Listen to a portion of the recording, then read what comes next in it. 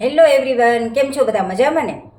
આજે હું છોકરાઓને ટિફિનમાં દેવાય ને એવી મસ્ત મજાની રેસીપી લઈને આવી છું તમારી સાથે. મારા છોકરાઓ રોજ મને કહે, મમ્મી કંઈક નવું બનાય, અને એવું બનાય કે જે હેલ્ધી પણ હોય.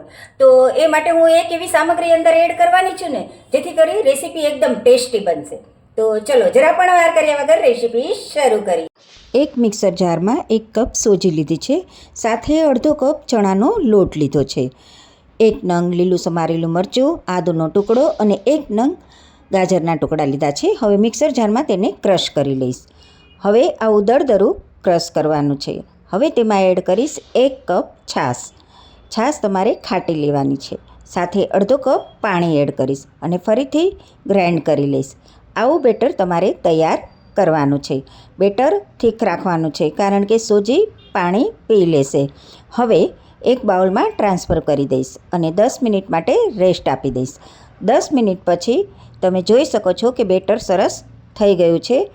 હવે એમાં સ્વાદ અનુસાર મીઠું એડ કરશું, સાથે 1 ટીસ્પૂન જેટલું લાલ મરચું પાવડર એડ કરશું, સાથે હાફ ટીસ્પૂન જેટલી હળદર એડ કરીશું, 1 ટીસ્પૂન જેટલું ધાણા જીરું એડ કરશું અને બધી સામગ્રીને સારી રીતે હલાવી મિક્સ કરી લઈશું.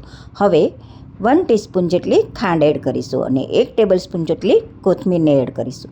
સાથે 2 નંગ ગાજરનું છીણ એડ કરીશું. ગાજરના છીણનો ટેસ્ટ સરસ આવે છે અને એકદમ હેલ્ધી બનશે. તમે છોકરાઓને ટિફિનમાં પણ આપી શકો છો. હવે એક વઘારિયામાં 1 ટેબલસ્પૂન જેટલું તેલ લીધું છે, 1 ટીસ્પૂન જેટલી રાઈ, 1 ટીસ્પૂન જેટલા તલ લીધા છે, 1 સૂકું લાલ મરચું, 7 થી 8 નંગ લીમડાના પાન, 1 ચમચી સિંગદાણા, બધી સામગ્રીને સારી રીતે તતડાવી દઈશું. હાફ ટીસ્પૂન હિંગ અને હાફ ટીસ્પૂન લાલ મરચું પાવડર એડ કરી મિક્સરમાં એડ કરી દઈશું. હવે હાફ ટીસ્પૂન જેટલો સોડા એડ કરીશું અને મિક્સરને એક જ ડાયરેક્શનમાં હલાવી લઈશું, જેથી એકદમ ફ્લફી થઈ જાય.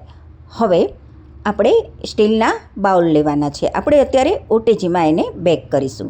એમાં 2 ચમચા જેટલું ખીરું એડ કરીશું.